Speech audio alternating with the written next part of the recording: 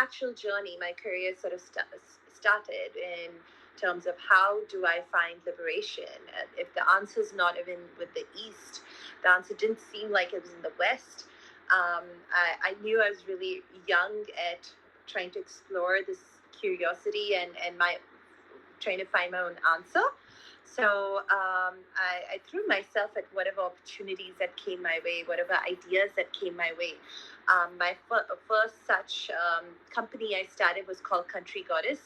We moved to Nashville, Tennessee, and it was one of those places where I had no idea what I would do because I'm so used to being in the cities and places. So when because of marriage, I got moved to many places. Um, I decided to not pursue my big vision, my big plan, and I decided to explore these themes that were affecting me and sort of blocking me from really engaging in my big vision of what I really wanted to do. Um,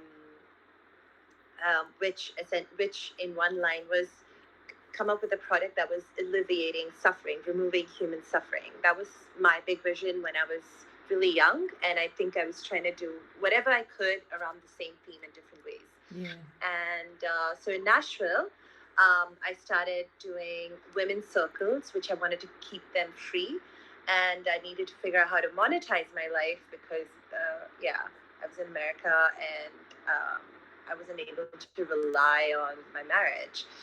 Um, so through a lot of my own pain, I built my product, which was about connecting to the wisdom of the earth, connecting to the wisdom of your mother's, wisdom that was passed on from mother to daughter, and sort of reviving the feminine intuition, connection back to the wisdom of the womb.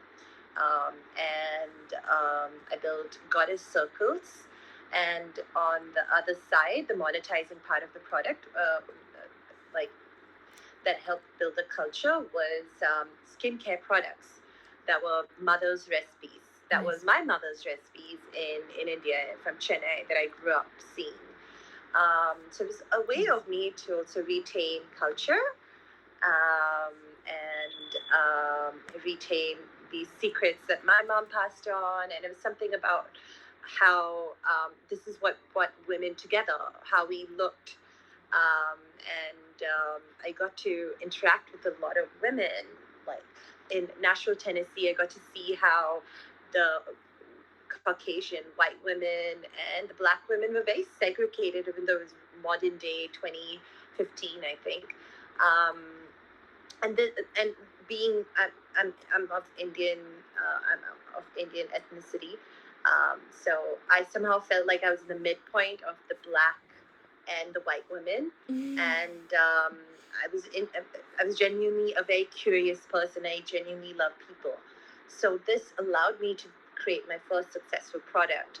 And we got into about 40 stores. I made the products myself, product marketing, website, everything from top to bottom, with the help of my now ex.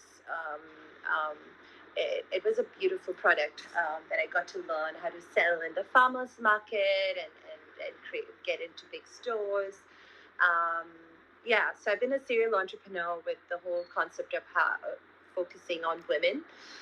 And then when my marriage dissolved, a few years after that, I sort of felt I needed to make a shift. And I was already working on building a chocolate line.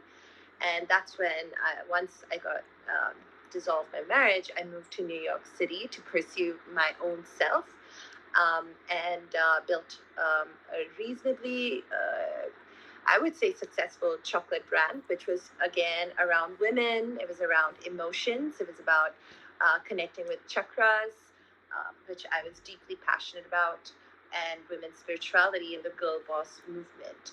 Um, yeah. So that's a bit about me and my backstory.